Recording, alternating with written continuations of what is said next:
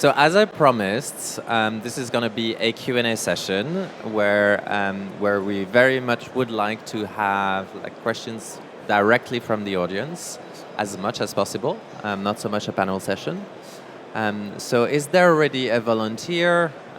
Questions of understanding, clarification, going a little bit beyond what the speakers have already presented. I would very much welcome your first question. Do we have a volunteer? I think over there.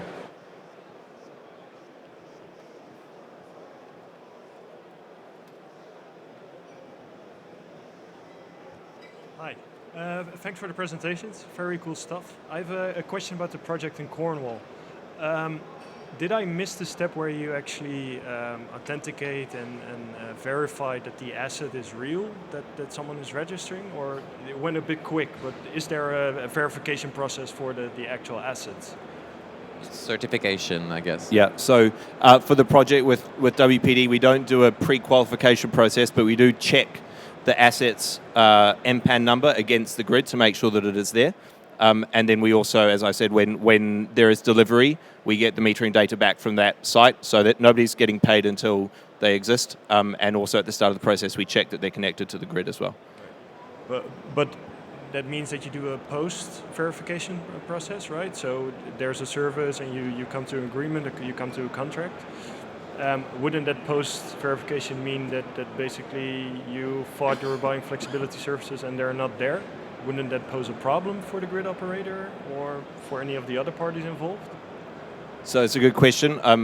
I think the point is that in any market, unless the system operator has direct control of the asset, you have that risk. And so we're not proposing a model where the DSO has direct control of the asset. We're proposing a market for services. And in the same way as in FFR, in frequency response or reserves, it's not necessarily always the case that the system operator knows whether asset A is responding in real time. Something that we can address if we need to, depending on the jurisdiction. Thanks a lot for your question. Anyone else? The first question is out, so it's going to be easier. You have more. Well, go ahead. Yeah, so both for the project in Cornwall as the one in Germany, these are all price-based, right? How does this align with the story about, strategic goals and, the gaming effects? I mean, this is explicitly caused by pricing signals, right? And how do you cope with this in your projects in Germany and also in Cornwall? Yeah, so you're right indeed. So gaming happens when you have money involved. That's for sure. So I think you have two ways of dealing with it. Either through regulation, where you ensure you don't end up with someone abusing of its market power, I would say. Actually, there are three ways. I just thought of the third one. The second one is definitely to increase liquidity. The more your market rules are favoring liquidity, the less you should be exposed to those gaming risks. And the third one that I'm thinking about is also to move towards a co-optimization model. So learning from the example Elena gave in Germany, you could think about in the same auction determining the reservation and utilization price, which is definitely feasible. But in order to do so, you need the grid operators to be able to provide you with sufficient grid information to know what's the probability of activation, if you want.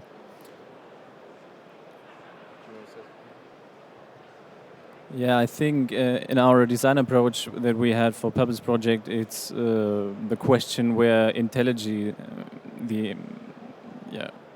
intelligence lies. So basically, in our project, the intelligence is within the market algorithm and rather not at the bidding strategies of the participants. So all they have to do is basically define a willingness to pay, and they are able to be part of the market. Because the software agents that are generating bids and offers, at least in our project, are developed by us. So at least for The market participants using our very own agents, there is no, I don't think that there is a strategic bidding is possible. But then again, you have to rule it out. I think if you design a regulation framework for LEM for participants who are using their own strategies, you can prevent that from happening. But also, as I said, it's the design approach you have, whether or not you want to have the intelligence on the market side or on the participant side. Maybe before you take the word, I'd actually want to precise a little bit the question, because we heard about gaming, about strategic bidding. In current regulation, there's a wording which is market manipulation, which is forbidden, and which can be like your as a market participant, your attitude on the market can be scrutinized at any time by regulators. And that's like forbidden and generally accepted in the market by market participants. So what actually are we talking about here? Because indeed, like all the markets are based on prices, and part of it is also including your opportunity costs in your bidding. So like, what are we actually criticizing? What are we actually afraid of? And is it market manipulation that we are afraid not to see, or is it something else? Yeah, maybe I can first answer your question, and then maybe give a short reaction on what the colleagues on the left and the right said. So first of all, yeah, I agree. Market manipulation, that's something forbidden by law. And you could say that a lot what we consider today as gaming, it's similar to market manipulation. It's you making use of some rules, looking really at or putting yourself at the barriers of what is allowed, and then, well, doing something which is illegal. However, if you think about strategic behavior, you could say it's perfectly fair. It's just you are smarter, you use the information in a better way. It's not something which is really illegal, but however, it results in the fact that some individuals create welfare, while if you would have a better insight how the strategies of others would be, this welfare could be distributed across many more participants. And maybe even the sum of welfare for all participants could be bigger than if you have just that one party that, due to his brightness, can develop a certain strategy which is way better than for the others. So then the obvious question is, yeah, do we actually want that? Huh? So is it not fair that somebody who has a very smart strategy is allowed to have these additional revenues and then being better and smarter than others in the market? I would say that's food for debate, but in general, it's considered that we really want, because a lot of these costs are regulated, and that's the trick when we talk about system services. Things are regulated. It's not a totally free market. So the costs of one individual having an overpowering strategy, in the end it will then end up in tariffs. It will be the end consumer that will pay it. So countries don't like this, regulators don't like this, system operators don't like this. Maybe for one individual trader, it could have been interesting to really have a strategy which is way better than others, but somehow we want to bring it more to an equal level playing field, and then there is still competition. This is more like a question. You want to limit the dominant power of a certain strategy, but still allow for some competition. You can have, I don't know which market platform will be the best, the one on the left or the one on the right, but they're following the same rules. And there is fair competition in what will in the end be the platform for the future. But maybe what I wanted to add to what my colleague said, if you talk about market distortions, they are in particular very relevant when your market will grow. So these, the examples that were given, it's still platforms in pilot phase. So typically these are good testing sites, but the problems that we were talking about, they are already there, but they have a limited impact. However, if your market will grow, suddenly things like market power or liquidity will become more important. Also, the role of end consumers today, it's still very limited. But within 5 years, they will have a big role with citizen energy communities participating in flexibility markets. And then these things will become big. So my point is that yes, today it's sufficient to capture them by having some smart contracts in place, by thinking about grid constraints. But when let's say, put ourselves in 5 years, then we need to think about more advanced modifications of these platforms. Thanks, Elena. More questions from the floor. Don't be shy. Okay, then I have one.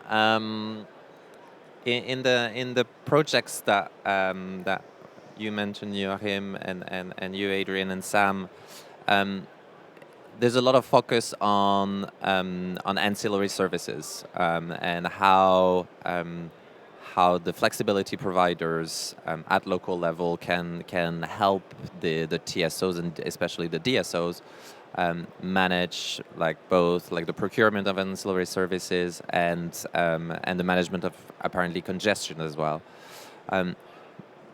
We saw in earlier discussions this afternoon that actually this is an extremely small market compared to all the money that is actually on the energy markets, traded before the balancing time frame. So how do you make that link between that small local market and the wholesale energy market? How do those buy and sell orders work out together? How do you try to not only tap on the value that is there in almost in real time, how do you link that to the wholesale energy market? Yeah, what we're basically doing, we have a hybrid market model, so we're trading energy and flexibility at the same time, basically. So there is, in Pebbles project, we don't have flexibilities that we activate afterwards to balance out the market, because in our opinion, this is something that a utility like EUW has experience in and has the know-how how to do it.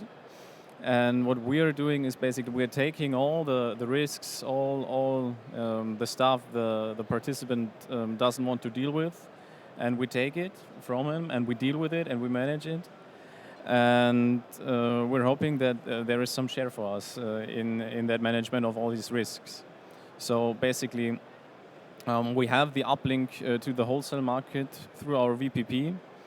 And we can provide the local market with an endless amount of energy from the wholesale market, because that's the link with the VPP in both directions. So we can sell energy that is not that has not been sold on the local market, on the wholesale market, and the other way around. When demand is higher. On the local level, we can provide energy from the wholesale market. So for us as a utility, the business model is kind of shifting. We're still provider of energy, but that role kind of diminishes a bit. And the new role of managing things, managing inverters, managing the whole market, ramping up the market, managing participants, managing as the guy on the left said, managing identity of assets. So that becomes more and more of an issue, more and more of a business model for us in the future. And at the same time, basically just the provider role, is decreasing. Go ahead. A few quick points. I think, while it's fair to say that the bulk of the value is in the wholesale power markets at the moment, I think it's quite well understood that that's going to change significantly as the marginal cost of wholesale power generation decreases. The cost in summer of generation in the UK going forward, when you look at the modelling by Aurora and various others, is getting quite close to zero. And the value in the flexibility services is increasing by a factor of 2 or 3 because we got to deal with all the renewables. So I think that's probably the case now, but I think there's going to be a huge value shift in the power market as a whole, away from wholesale towards flexibility, and also probably away from wholesale and towards more local trading, more peer-to-peer trading between communities and neighbours. So that's probably the first point. In terms of how we interact, I mean, with the LEM, as we said, we do reserve on the long-term utilisation on the closer time frame. as to how you expose that energy into the existing wholesale markets. I mean, that's more a question of regulation and supplier obligations and all the stuff around who is allowed to provide what offers into what market than it is actually around how do I expose, a price quantity pair into a market. I mean, we can do that, but the problem in the UK is that, if you have a PPA with a particular off-taker, then there isn't a huge market for sort of flexible PPAs at the moment. So 100% of my generation goes to company A who pays for it. I don't have any option to play in other markets, and so that's one of the things that we're looking at is how do you expose your availability, and then as you get closer to time, if you've got residual availability after distribution markets have made their decision, after the DNOs have made their decisions, what residual grid secure flexibility can you expose up into the wholesale markets, which is what we're looking at. But it's more a supplier license regulatory question about access to markets than it is anything else, I think. Yes. Could we have the mic over there? Yeah. Hi, thanks for the presentations. I actually have a question for the both platforms. You've acknowledged the risk of distortions and that they should be coped with in market design and rules, which means you both have a set of rules in your algorithms today. So I was wondering whether did you make an assessment assessment in advance of the current rules that you have or that you want to implement, and did you compare them with another set of rules? So did you make a conscious choice on how to come to your current set of rules, or is it more experience driven? And if you have made such an assessment, which kind of methodology did you use for it to compare your rules with another possible set of rules? Okay, thanks for this question. The first point is, in the case of Cornwall at least, the main component that we took into account when we had to design those rules was the current design of the existing markets at TSO level and the current procurement methodology of the DSO, because as mentioned, it's still at piloting stage, even though it's quite a big pilot. We had to match the current operations of both system operators. That's the first element. So if we take, for instance, the choice to go from 3 months ahead to day ahead on reserve and day ahead to intraday for utilization, this is the kind of thing that definitely comes from existing market design with our stakeholders. Now on other elements, for instance, the choice of the technical parameters that we chose to incorporate in the Cornwall case, those were definitely chosen with the key element in mind to be technology neutral, for instance. So I can give you a bit of the background. Initially, we had a product called battery bidding product. That's obviously not suitable if you want to be technology neutral. So we basically shifted all those, I would say, not well-functioning market designs in order to match, I would say, a lot of what Helena mentioned. Something else, PS bid versus PS cleared. We chose to go for PS cleared. Why so? Because that's what's recommended in EBGL. Those are the kind of concerns that we took into account. You want to add something, Joachim?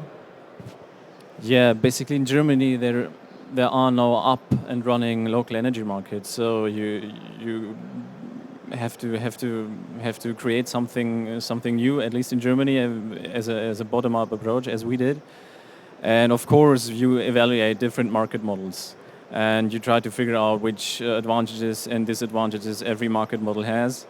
And maybe you have some methodology, like we at one stage we implemented a AHB methodology where we tried to weigh the importance of each characteristic of a certain market mechanism, and then try to figure out the best solution.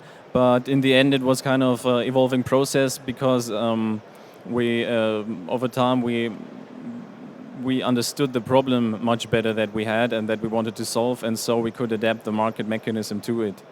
So it was kind of a mixture of just rational methodology and making lists. What's my advantage? What's my disadvantage? And the experience you gain over the project duration that led us to the solution we now have. Actually, before we turn again to the audience, we also heard in the earlier session that some countries were more advanced in terms of allowing different types of flexibility to be active on the market. Why, from your perspective, but also maybe from Elena, are there no existing local flexibility markets in Germany? And you talked about regulatory barriers in your presentation. Could you give us a little example? And maybe Elena, you've run some of your models on Germany for that. Yeah, in Germany, from the DSO side, we have a very German word. It's called Anreizregulierung, so it's called incentive regulation, where basically you have, as a DSO, you have a natural monopoly, and that regulation forces you to behave like a efficient working organization. And right now, that regulation basically says if you put copper into the ground, if you expand your grid to avoid congestions, then you get revenue. But because costs for grid expansion are pretty much very high, and for smart solutions, the costs of invest are not so high, and so you get less of a revenue. So right now, a DSO in Germany has no motivation at all to make its grid smart, but it just has motivation to make it bigger, to avoid congestions. That's basically the problem, and that's right now the regulation framework in Germany, and that's why there are no smart grids in Germany. Yeah, maybe I can add to that. That's indeed one example of where it sometimes goes wrong at the remuneration mechanisms for system operators. So is it more interesting to put cables in the ground, or is it more interesting to use flexibility? But I guess it's more than that. You also see there are different organizations of TSOs and DSOs in different countries. In some countries, it's clear that the TSO is more leading, I would say, the discussions around flexibility markets. In some countries, it's more the DSO. And it really depends on the type of problem. If you mainly have renewables connected to high voltage grid, it's obviously the TSO who is first running into trouble. They lead then the discussion around flexibility markets. And often they go to a market solution because that's what they're already doing today. When you have more the problem at the DSO side, typically think about a lot of solar panels on rooftops, on households. It's a low voltage problem. It's something completely different. And there you see that DSOs taking the lead are more looking at solutions they have already today, typically dynamic connection agreements, and not necessarily to flexibility markets. So it's not just the remuneration mechanism, it's also the type of problems that you have. Who is the front runner in the debate because has the biggest problem? That's also something. And then a third element is also about different technologies that you see arising in some countries. For example, you have all those subsidies on home batteries in Germany, which you don't have in other countries. You have feed-in tariffs in some countries, which is typically also an example of a market distortion. And if you take all these things together, you see that in some countries, they all start trying local markets. In some other countries, they will start a new way of technical solutions. And even some countries look at flexibility markets, which are combinations of TSOs, DSOs, and commercial players. So you see all options arising. And, well, I would say it's an open question which one in the end will be the best. And probably the answer will be, it depends on the country. Thank you very much. Yes, please. Yes, my name is Edward Loon from Nodes. Thank you for very good presentations. A question maybe, or a comment maybe, to the market gaming. We should never forget that the reason for why we are discussing flexibility is that we want to find an alternative to investments. And investments are always an alternative. The problem is that system operators very often have the wrong incentives. But once they have the incentives, I think we have two routes to go. It's a cost-based nightmare regulatory system, or it's a market system. There are no way in between in the long run. So the question is, should we then wait till we have solved all problems with the market, or should we test and try and fix the problems? And I think we have a very good presentation of what kind of problems we face, a very good presentation. And I think taking that into account, shouldn't we take the chance on the market? Yes. I think I've been thinking exactly the same thing, because I think it's very important that we discuss the issues or the problems that we want to avoid as we create new markets, but we shouldn't forget the counterfactual, which is that it's entirely regulated, there aren't incentives to invest, and you can have just as much as you can have risks from gaming or market power or inefficient competition, there is just as many negatives to having non-market-based solutions. You have just as many perverse incentives, and the general arc of electricity markets has been towards competition in markets. It's more a question of how do we address those problems, and that's one of the key things that we're doing with Cornwall, is that Ofgem and BEIS in the UK are saying, right, we want efficient markets for flexibility, et cetera, and it's really important that we do pilots where we run into brick walls and we find problems, and we can then inform government and National Grid and the DNOs about those issues. But certainly you have gaming and market power risks in every market that exists. It's just a question of how you manage them. So 100% agree. Thank you. Any other reactions? No? So can we trust the market a little bit? Yeah, now you make it again a difficult point, because it's interesting, because personally I'm all into markets. So I believe in markets, I dream about markets. Markets are the future. But when we were recently discussing with some system operators, they also told us, yeah, we also believe in markets, but what about privacy and data security? If you start using grid data, these are very sensitive data, and is the market ready to basically use them in a way which is secure enough in order not to run into problems? Because this is not, I would say, they say wholesale, yeah, that's fine. Wholesale, if something goes wrong, we can always correct it in real time. But if in real time something goes wrong, if data are abused by some stakeholder, maybe lost, not well treated, is the market ready for that? So that was an open question that for them was, let's say, the main challenge for not being sure whether the market could handle it. So maybe that's a question for the audience. I don't know. I hope so, but that was one of the main challenges. So going beyond TSO, DSO cooperation, but like system operator to market participant cooperation in real time. Do we think we're ready for that? Sorry, I'll put myself in the shoes of the audience. I just want to highlight here that so today system operators are already using market-based solutions. So in Belgium, we know pretty well the Belgian TSO. They're already having in place a balancing market. Even if they don't want to call it a market, yeah, they are interacting with market participants and trusting them for the delivery of the service they promised. So today, the security of the grid, at least on transmission level, is already partly based on market platforms or mechanisms.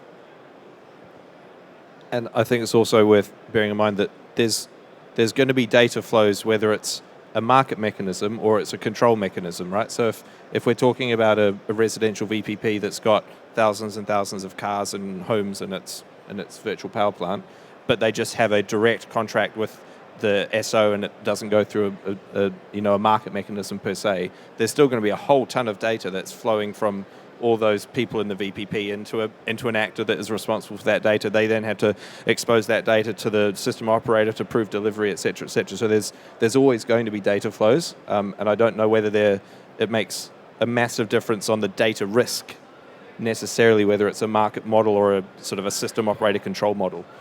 We just got to work out how to treat the data securely and appropriately in either instance. I mean, I think this question of flow of information and communication between market participants and the system operators is something that we've been having as market participants with the system operators for years now, and kind of this model for trust and standards and all this is definitely going on in other, like in the energy market as such, but indeed like also in more closer to real-time operation. It actually like brings me to a question. I'm thinking those models and those markets like are ultimately targeting also individual domestic consumers. And I, as a domestic consumer, will not be able to handle this data. So my question right now is how, and we've seen that your project is developing an app. We've seen some of the demonstrations from your online platform, which would probably seem too complicated for me as an individual consumer to manage. So how do we like go the one step further to be able to include like domestic consumer and really go like tap on every single bit of flexibility that we have in the system? I mean, I think it depends on the use case, right? I think if we're expecting people in their homes to do all of the energy trading to enable a green flexible future, we're not going to get there, because people don't have time to care about switching or about which thing to buy on Amazon, let alone to check, oh, it's 4 p.m., there's a price spike. It's just not going to happen, right? So that's where either automation through an app and me as myself participating, or me devolving that responsibility to an aggregator or some kind of smart solution provider is critical. And I mean, that's in LEM at the moment. We've got 100 homes with batteries, and they have devolved that responsibility to the aggregator who's managing those batteries, and they deploy the flexibility from that. So I think it's not going to be 100% one or the other, and I think the Pebbles project's a really interesting way that you can bring people closer to the market itself. But at the moment for us, the interface is more at that aggregator level, and then the aggregators will have all kinds of apps that they can have with people where they can set their preferences and all that kind of stuff. Maybe I can add to that. So at Energyville, we do a lot of research now exactly to answer that question. How can the market convince an individual consumer to participate? And next to automation, there are 3 other elements which are really important. What we see that helps. First of all, it's understanding. Because even in case it's automated, people still have the feeling of Big Brother. So they actually want to understand what's happening, and then they're perfectly fine that it's somehow controlled by an automated thing. So there are even tests now that it might help that you gather people in a local pub, really literally a pub.